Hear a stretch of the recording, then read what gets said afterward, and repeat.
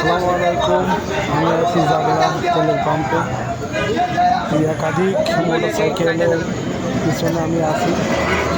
তেলের পাম্পের ভিডিওটা পুলিশ খুব নিয়ন্ত্রণ করছে, কিন্তু বেশিরভাগ সমস্যা হলো ওখানে বোতলের ভিড় লাগছে।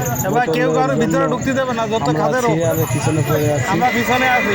সকাল থেকে তেল দিতেছে, দেওয়ার কারণে মেশিন গরম হয়ে গেছে, তেল দেওয়া বন্ধ আছে, সবাই অপেক্ষা করছে। কত ভোগান্তি, এক যুদ্ধের জন্য কত ভোগান্তি মানুষের। আমেরিকা যে আমাদের কতটা পরিস্থিতি খারাপ করে দিচ্ছে সেটা আপনারা চোখে দেখতে পাচ্ছেন। কেন তাদের এত মাথা ব্যথা জানি না, আমরা কেউ জানি না। তাদের তো কোনো কষ্ট নাই, এমপি মন্ত্রীদের কষ্ট নাই, ফোন করলে তার তেল পেয়ে যায়। আমরা কিন্তু তেল পাচ্ছি না। কাজ কাম খুলে রেখে, দোকানপাট খুলে রেখে সবাই তেলের অপেক্ষায় বসে আছে।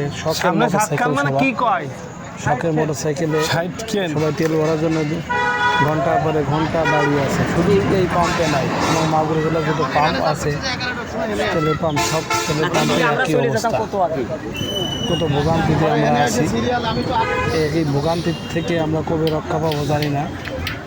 দেখা যাক আল্লাহ আমাদের কী করে। কারোর আছে শখের মোটরসাইকেল, কারোর আছে ব্যবসায়ী মোটরসাইকেল। অবশ্যই ব্যবসায়ী মোটরসাইকেল তেল বেশি দেওয়া উচিত। শখের মোটরসাইকেল আপাতত তেল না নেওয়া উচিত। শখ করে তার চালান দেখেন আপাতত সংকটের জন্য আমাদের বাড়ি রেখে তারা ভরে তেল খাচ্ছে না। কিন্তু দেখেন মানুষ কী অপেক্ষা করছে, কত মানুষ চলে আসছে। আমি কিন্তু মেলা পিছনে আমার গাড়ি। তা আমি দেখতে গিয়েছিলাম পাম্পে যে কী অবস্থা। তাই দেখি যে বোতল, প্রচুর বোতল। তা পুলিশই বলতেছে বোতলে তেল দেওয়া হবে না, আবার তো মোটরসাইকেল ছেড়ে দিই।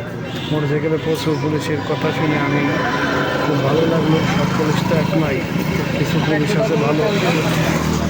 তো যাই হোক, ভালো পুলিশের জন্য আমি স্যালুট জানাই। তারা যদি তেল দেওয়া শুরু করে আমাদের 1 ঘন্টা লাগবে না তেল দিতে, কিন্তু আমরা ঘন্টার পরে ঘন্টা বসে আছি তেলের অপেক্ষায়। কতজন মোবাইলে সার্চ প্রাইজ আছে এই তেল নিতে এসে।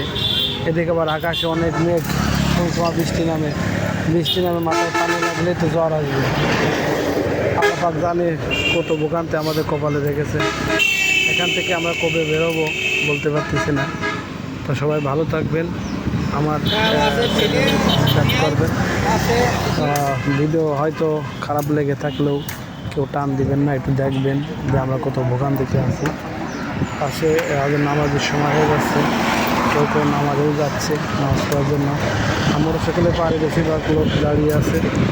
আমার মোটরসাইকেলটা পিছনে রেখে আইছি, জানি না সে মোটরসাইকেল আছে কিনা।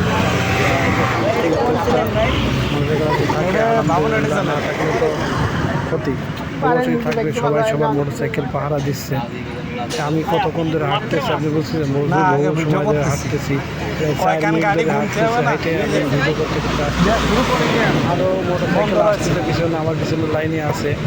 এই যে আমার মোটরসাইকেলে চলে এসেছি, আমার প্লাটিনা গাড়ি বাজাজ কোম্পানির, এই যে কালো মোটরসাইকেলটা, এই যে এখন আমার গাড়ি আছে।